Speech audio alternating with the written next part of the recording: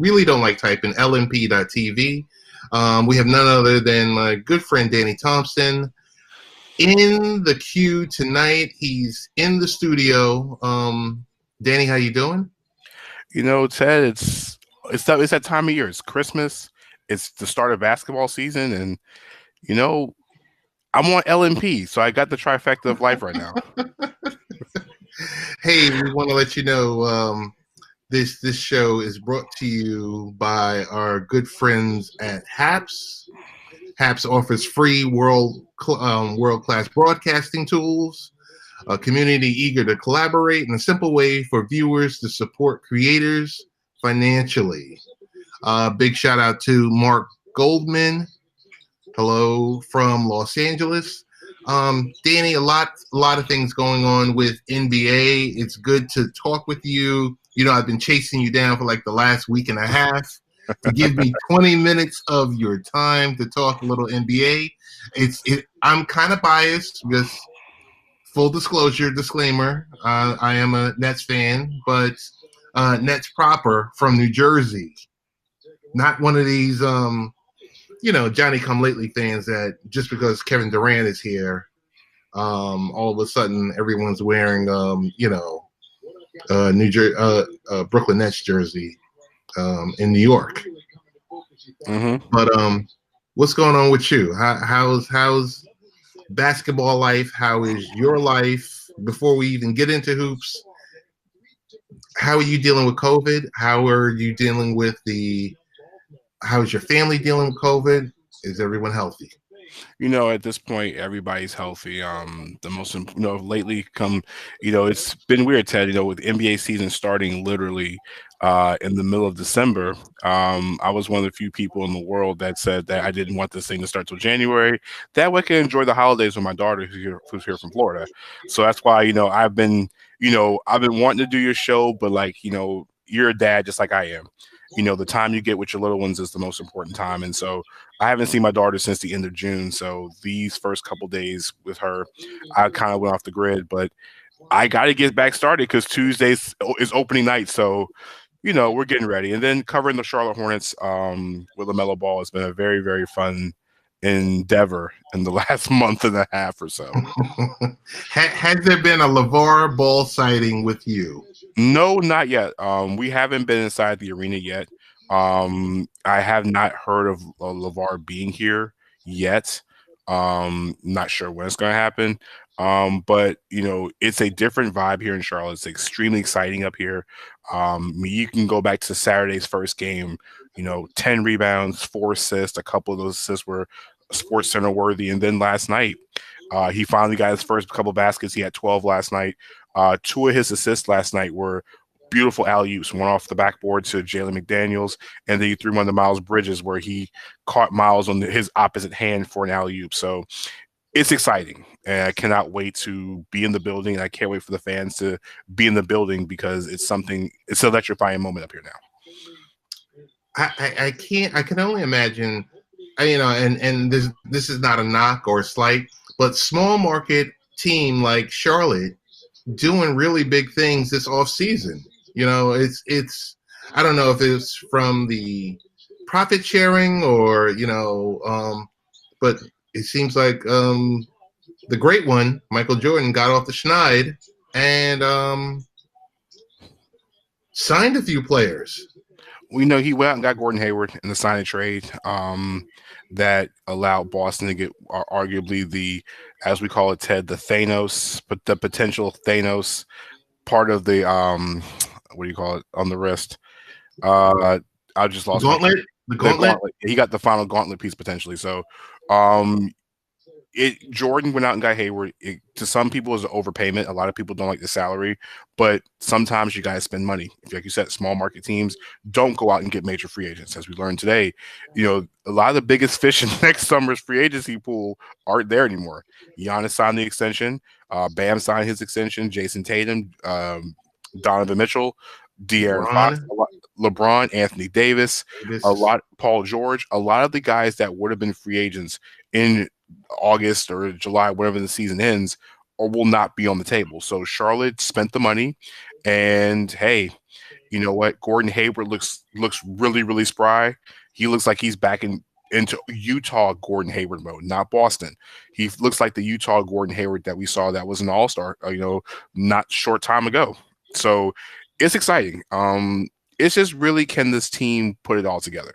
They're not going to win a championship. I don't think so. But if they make the play-in game and potentially make the playoffs and make some noise, they still have just about a little bit under $25 million next summer. Who knows? It could be that final piece you need. I think I said to you last night via text message, I said, as long as they're competitive, I think the fan base is going to really, really, surround them and support them. The fan bases just want somebody that people will respect. There's nothing against Kemba Walker. Kemba Walker got more respect when he was in Boston than he does in Charlotte. And all the years he put into Charlotte. Ted, I don't think Charlotte's had a player of this magnitude, and I'm talking about LaMelo Ball, with a media presence, Ted, or people's attention. We're going back to Alonzo Mourning and Larry Johnson. Nothing against Baron Davis. Nothing against Emeka Okafor or Gerald Wallace. Any of those guys between the LJ, Zoe, and Muggsy era till now. Charlotte hasn't had that guy. And LaMelo Ball steps on the court with 6 million followers on Instagram and 3 million followers on Twitter. And, every time LaMelo says something, it's like, even though he's a man of very short words, and I've learned this from the very beginning, he's a man of short words, he has a presence around him. And the more he's smiling, the more he looks good on the court, it's only going to be good things in Charlotte. And so I think this franchise deserves to have something. Would you approve of the job Mitch Kupchak is doing with the Hornets? I mean, he came into a situation where it was a bad cap situation. The only thing that people will be upset about is how they handled Nicholas Batum's contract. They stretched it, so it's $9 million over the next couple of seasons. So it's gonna be 3 years. They're still paying $9 million in dead cap space. But so far, Mitch hasn't done too much. He was really trying to untangle what went on with Rich Cho. James Borrego was his first hiring, and he's been solid. I mean, when you say, a guy had 23 wins is solid, remember, this was a rebuilding job, and this was a job for youth and development. And if you really want to look at the success of the Hornets, look what they've done in the second round. They got Devontae Graham in the second round, who is, should have been the most improved player in the league or should have got way more votes than Luka Doncic, by the way. They've done well with guys like Cody Martin and Caleb Martin, two guys that were unheralded. One was a second round pick, one was undrafted free agent. They're now in the rotation. They hit big with PJ Washington last year. It's hard to hit a guy in the mid lottery, and he did well. So they've done well so far. I mean, nothing has been, out of the ballpark. But Ted, you're a baseball guy. You don't need home runs to win every game. Sometimes those those singles and doubles drive in runs just as much as the long ball does. So they've done well with what they have, and I'm excited. It's an exciting time for once. So let's get to the 800-pound gorilla in the room, and we're not talking about the memes of James Harden tonight on Twitter. So the question I had for you earlier, we hear James Harden is unhappy. Mm-hmm. There's a plethora of reasons why he's unhappy. Tell me what competitive teams would actually be interested in James Harden, a 31-year-old James Harden with a contract, I don't know, maybe 130, 140 million left for a very ball-dominant player. I mean, the one thing about it, Ted, is you listed all what he is, but Ted, there's one thing you did not list. He's one of the 5 best players in the entire NBA. He's a guy that, even though he is ball dominant, a couple years ago averaged he still averages 8.5, 9 assists a game on a nightly basis when he has the ball in his hands. So he does get his teammates involved. His MVP years, Ted, I mean, they were almost triple-double years, and for as ball dominant as he is, he's still a dynamic offensive player and still grabs rebounds. Of course, you have to look at the Philadelphia 76ers because the Daryl Morey combination. If they do trade Ben Simmons, you still have Harden and Embiid together. That's still, Ted, I mean, that's old school Kobe Shaq type of situation. Not Right. saying they're going to be like that, but it's that same dynamic, dominant big guy with an outstanding perimeter player. That's how it works. Um, of course, like teams like the Knicks will be interested because it's the New York Knicks and they want somebody. They got to get Um, somebody. you, Today's, I got to jump in here, Danny, and say today's big blow with Giannis.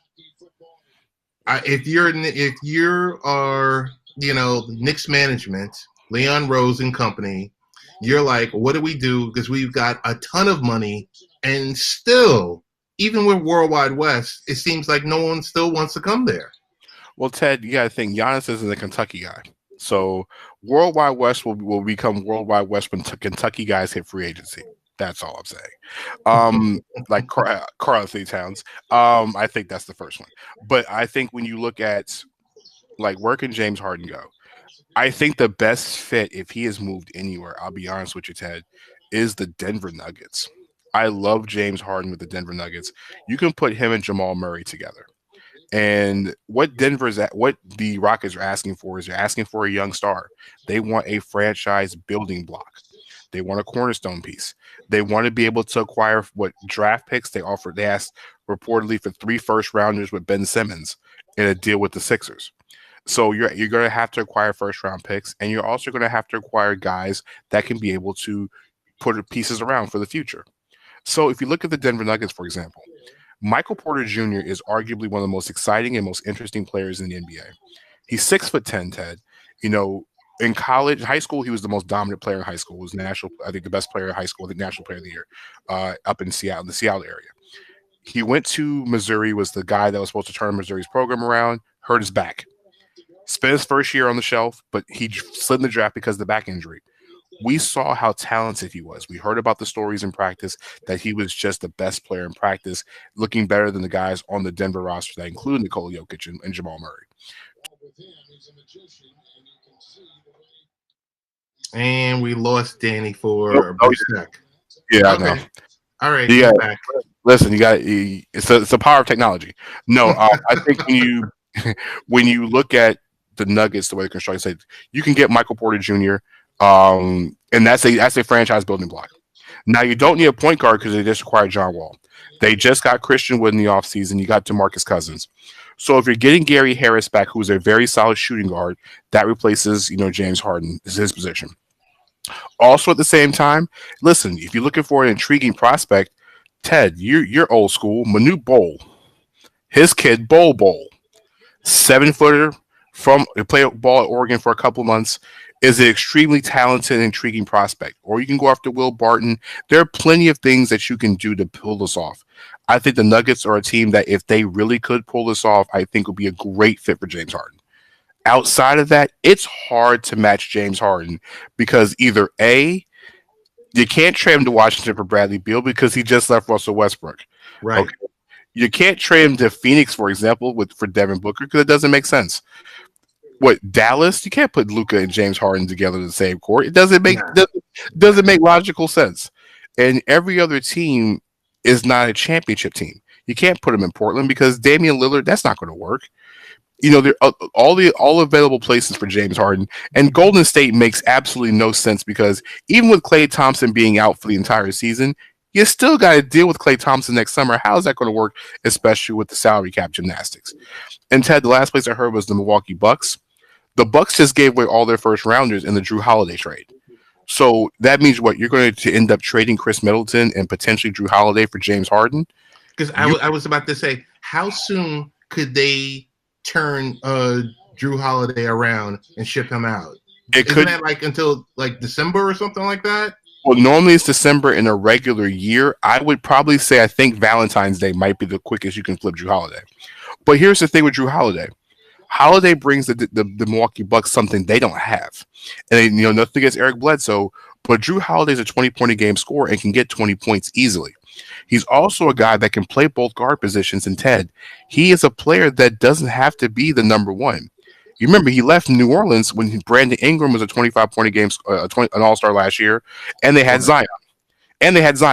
So Drew Holiday doesn't have to be a number one option. And playing next to Giannis, you don't have to be one. But what Drew Holiday does bring is the fact that if he locks you down in the second half, he's a lockdown defender, and especially with a certain team that's starting to get healthy out in your neck of the woods, getting healthy, you need all the defensive players you can get for a potential playoff series with a guy with a team that's kind of loaded in the tri-state area, and I don't mean St. John's basketball or Seton Hall. I'm going to tell you this much in regards to James Harden. The first thing I think of is keep James Harden away from Brooklyn at all cost. You don't want that because you would severely have to gut the team, and then you would have the problem of Harden, Durant, and Kyrie. You put those three together if you're playing NBA 2K. Listen, if you put NBA 2K together, it's a great threesome on 2K because you can't stop them. But in real life, those three with a brand new head coach in Steve Nash, with Mike D'Antoni as an offensive coordinator per se, that sounds like an offensive dream, but a defensive nightmare. And the only way, if you're Brooklyn, that you would consider trading for James Harden is if you don't believe Kevin Durant's healthy. Now, as we saw over the weekend in his limited play on was a Sunday night, Kevin Durant looks healthy. He looks angry. He looks irritated, and he's ready to hoop. So, and I got to call you out because you said, Ted, no more than 5 minutes. You know what though, and you know what, I can be called out for my things, and the reason why I said that is because when you're coming back from the Achilles injury, you listen to some of the things that Kevin said about how he felt. He didn't feel like he was at himself, but hey, what we learned over the weekend is at 80% or 85%, Kevin Durant is still better than 95% of the NBA. But you know, and Brooklyn's a place right now where, Ted, you put this team together, and I'm talking without James Harden, you put this team the way the roster is constructed. If Kyrie goes down, Spencer Dinwiddie's right there. Okay, Karis LeVert can be the third scorer that you need. Is it going to stunt his growth? A potential James Harden type of situation later? I can see it happening. Joe Harris can shoot the basketball. You have a very good dynamic duo with Jordan and Jarrett Allen at center. All you got to do is figure this out. And Durant, as long as Kyrie lets Durant control the end of game situations, the Nets, I don't know if a team in the Eastern Conference can beat the Nets. And I love Miami, I love Milwaukee, but that's just way too much firepower. It's way too much. Is it safe to say no team can beat the Nets in the Eastern Conference outside of the Nets?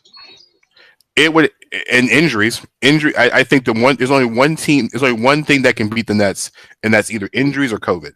As long as Kevin Durant is healthy and Kyrie Irving's healthy, it's hard to beat them. Milwaukee is talented, but Milwaukee lost a lot of its depth. Boston's talented. I want to stop you for a second because I want to give a couple of shout outs to Pablo, Brett Walker, Joseph Cohen said Drew can play off the ball. Mike, one of our favorites, Mike Patton, said Drew fits way better than Eric Bledsoe in Milwaukee. He also follows up with Brooklyn with Harden, Irving, and Durant is more entertaining than the Real Housewives of the Potomac. It's and the drama there is going to be thick. Regardless, I think with just Durant and Kyrie, before we go into and have you even touch Boston, Kyrie's comments. I know it might put you in a funny situation, but I'm going to say, from Kyrie making his comments about pawns, not talking to the media, and then, of course, being fined $25,000, and that's like a slap on the wrist for a multi-millionaire athlete. But he makes the turnaround. What do you think his perspective is going to be this season? Is he going to be ready to play ball with the media, or is it going to be touch and go? I honestly think that when in what you see with Kyrie Irving in the time is, it's been a situation where a lot of times in Kyrie Irving's case, when he speaks, if he speaks, people criticize. If he doesn't speak, people criticize. He's at this point in his career where whatever he says, it's going to be one way or the other. It doesn't make sense. You know, he's going to have his people saying the things. Now, mind you, some of the things Kyrie has said doesn't make sense either. Okay. I'm not saying that everything he says is right, but at the same time, he does put himself in these situations with some of his actions and some of the things he says. Now, what happens is if he comes out there and balls out in Brooklyn, then guess what? Everything he says to the media doesn't exist. Everyone's going to fall back. Yes, if Kyrie Irving looks like the Kyrie Irving that was in Cleveland, I'm talking about on the court, the year they won the championship, he's hitting shots. He is being the true Robin to Kevin Durant's Batman. Then guess what? And Brooklyn destroys the Eastern Conference, which potentially could happen. Then guess what, Ted? All this is all water in the bridge. But if Brooklyn gets off to a slow start and he's still not speaking to the media, and Kevin Durant is speaking to the media on a regular basis, the fines will start coming. It'll start piling up, and then we might have a Marshawn Lynch situation. Is he might answer every question with "I'm just happy to be here." Okay, listen, right.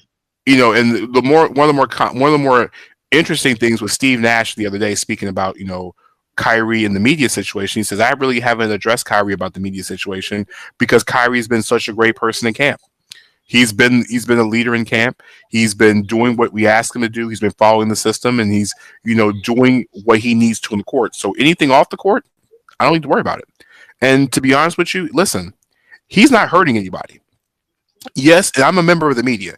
If he doesn't talk, it is what it is. What can I do? I can only write stories on what I write.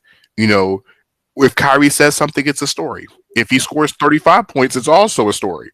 So, you know, it's a catch-22. So, I mean, you know, I get why people, especially people, they're millionaires, they're supposed to talk. No, they're not. Do you go to your job and talk every day? No, you don't have to. Do you have to go? You have to answer questions in your job every day? It is what it is. He gets paid to put the ball in the basket, sell jerseys, sell tickets, and win championships. That's what he gets paid max dollars for. Anything else, to quote the saying, is uncivilized. That's all it is.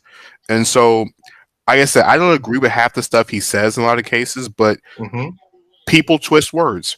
He can say it's green outside, but then it gets twisted as saying that he loves green. He doesn't like Green Ninja Turtles. And he didn't say, but the world, he just likes everything green. So I get where he's coming from. You know, I hope the stance will soften. And I'm sure with enough fines, he will shorten his stance. And then, listen, we can start getting short comments from Kyrie all season. But I don't think this media not speaking will last long. They will make him talk eventually. That paycheck, though, you know, it's $25,000 now, Ted. But just think about this: you keep violating the NBA, they're going to hit you more and more. I mean, now the obligation to speak to the media, it's an interesting thing with that. So players, in Kyrie's case, why he had to speak so much over the last couple of years? Because he's been hurt. You don't got to address the media but one time a week when you're hurt, and that's at the team's discretion. So he's been hurt for the last couple of years, so he ain't had to talk. He doesn't have to. I think he's in the best possible situation with being the best number 2 in the league. And you have a guy in Kevin Durant, when he says something, is Kevin Durant's a lightning rod. So you have two guys who are lightning rods who are misunderstood by the media, and it makes it perfect. So, like I said, I don't think this whole not speaking thing will last long because the NBA will hit his paycheck, especially now where there's no fans in the stands. There is no revenue to be drawn in, and everything players do and say, the teams are basically banking on it. So I think I will say Kyrie should start speaking to the media probably after the first of the year. I don't still, but fans will still purchase jerseys, of course, because Ted, all that type of stuff. Come on, he's got the best handle in the NBA. So what do you expect? People love Kyrie on the court. I also compare it to kind of like LeBron James in some ways. I said compare in some ways. Don't make me say I'm both of them. People love on court LeBron, but don't like off court LeBron. It's the same thing with Kyrie Irving. People love Kyrie when he's on the court, but when he's off the court, it is what it is. Charles Barkley was the same way. So I want you to sell to me. I'm a Boston Celtic fan for the next 5 minutes. Sell James Harden on the Celtics? It's real simple. Jason Tatum and James Harden would be a great dynamic duo. But my only concern is I would rather have Jaylen Brown, who's a little bit less and a little bit more defensively than anything about James Harden. Listen, James Harden will be the scorer that you need to go in a battle in a score type situation. If you need a guy to go get buckets and make plays, that's great. Um, I don't like the fit personally. I like the team the way it's set up and the way it's set up now. Um, I just hope Kemba Walker stays healthy, but I'm not big on James Harden in Boston. I'm really not. I don't like the fit, but I know Danny Ainge has been going whale hunting for the longest, and he has, like I said, the Infinity Stone. I figured out that the Infinity Stone. He has the Infinity Stone in his pocket, which is a 27, the largest trade exception in the history of the NBA, Ted, which means 27, I think 27.5 million, that he can go acquire any contract with that up to 27.5 million, and it doesn't count against the salary cap. So basically, it's a $27.5 million get out of jail free card for this year. They have 12 months to use it from the day of the trade. Okay, but what does it cover? Does it cover just 1 year, then you have to make the money work? From that point on. You have to be able to absorb it during that time frame. The contract can last. If they wanted to go trade for Kevin Love, they can go trade for Kevin Love. If they want to go trade for Andre Drummond, they can go trade for it. Now, mind you, it's up to the team whether they're going to sit there and get destroyed later on with the luxury tax. If you're Boston, they went out and got Tristan Thompson. What happens if he's not healthy? You can go get Andre Drummond, who probably should be traded from Cleveland sometime before the end of the week. I think so, before the next couple of weeks. You can go get Ted. If somebody gets hurt, you can go acquire somebody. The Golden State Warriors used their trade exception to go get Kelly Oubre when Klay Thompson went down. So they went and used that. Teams sometimes use that exception, but Ted, there's a reason why Boston waited until the last minute to pull this trade off, just so that they can get that exception. So what? They gave away a bunch of second-round picks that they'll never have anyway. Boston's always good for getting rid of using draft picks they never have anyway. So to get that exception is the Infinity Stone.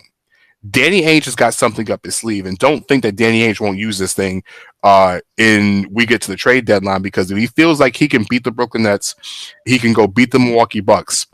Ted, there's a whole bunch of guys sitting out there that would love to be traded, or there's a potential free agent that team needs to get rid of, and it could create an exception for them.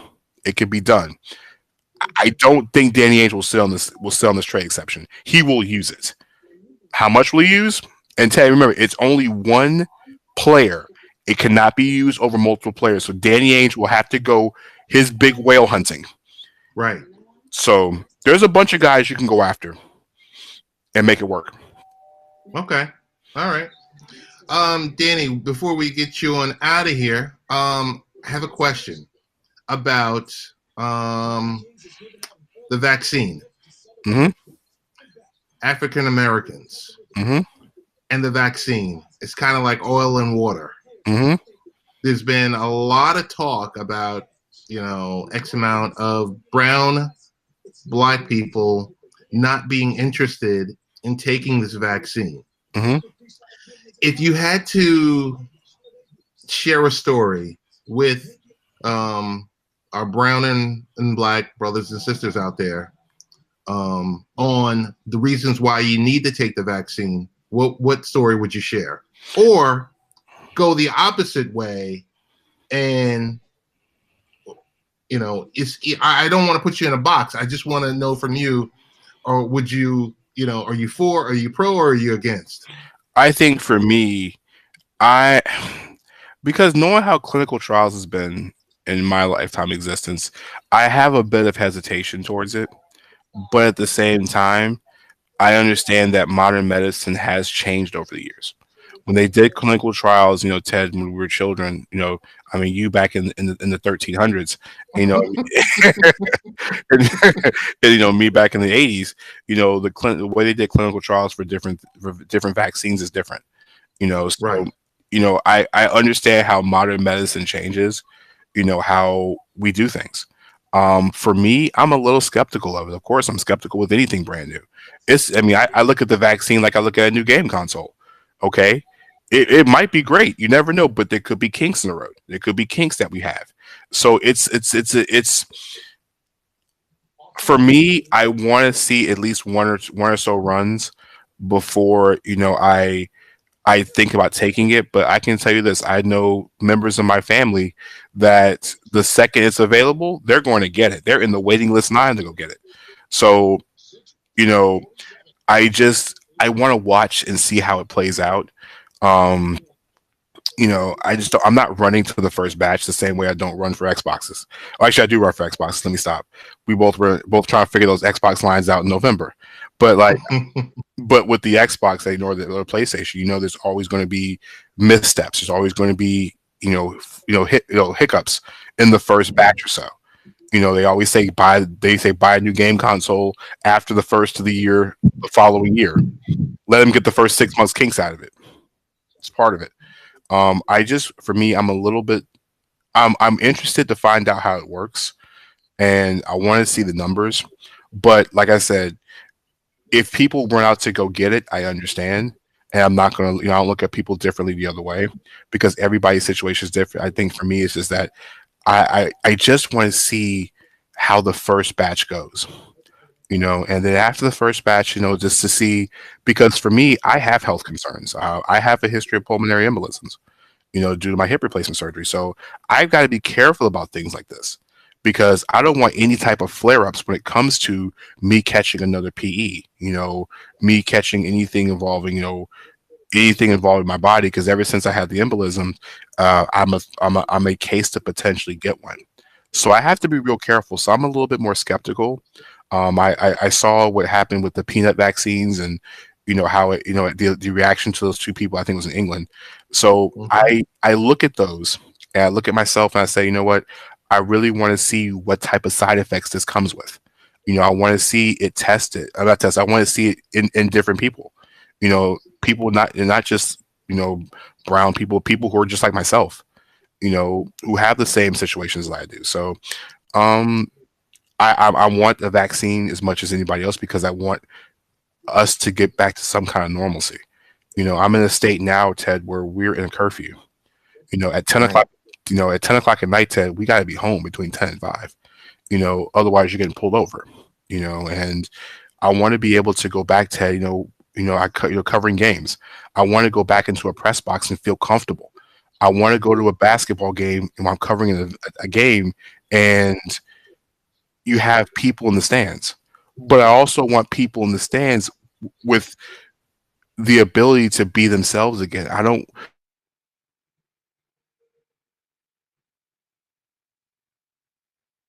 Danny, you froze up, but I will tell you, I'm with you. Big shout out to Bianca Brown. Thank you for joining us. Mostly, yes, we do want the world to go back to the way it used to be 12 months ago. But ultimately, I think the more that we see the healthcare workers and I guess influential people, meaning ex-presidents, people that will inspire something. I could care less about a celebrity taking a vaccine or anything like that, but people that we consider world leaders, people that it's so funny because I'll wrap it up by saying nurse who lives across the street from me, she's a nurse at Lenox Hill Hospital. She's getting to take it next week. So she's like the first person I know that's actually taking the vaccine. And I think along with this is hope that third quarter, fall, hopefully late fall going to early winter, that we can start to live our lives again. I think we lost Danny, but I want to thank everyone once again for joining Late Night Parents. You can find Late Night Parents on the web. You go to latenightparents.com, all different types of blog posts and articles, and you'll find our YouTube page and Twitter page. So give it a follow, give it a like. Want to thank Danny Thompson for joining us tonight. I know we had some technical issues. Big shout out to Haps, to Peter, and to Pablo and the rest of the team there. And that's about it. But I will tell you, yes, Bianca, it is good to know that I'll actually know someone. You know, that's the one thing. I will close with this. My dad, who's in his late 80s, like that's one of the things that's heavy on my mind. Like, okay, when is he going to get the ticket? Because the elderly, I think, are next in line outside of, you know, everyone who's like an essential worker, healthcare style workers. Next would be the elderly people. So this stuff, this whole pandemic has weighed on us very differently. Keep the faith. You know, keep God first in everything that you do, and we'll be back in, I think, next week. Thanks again, folks.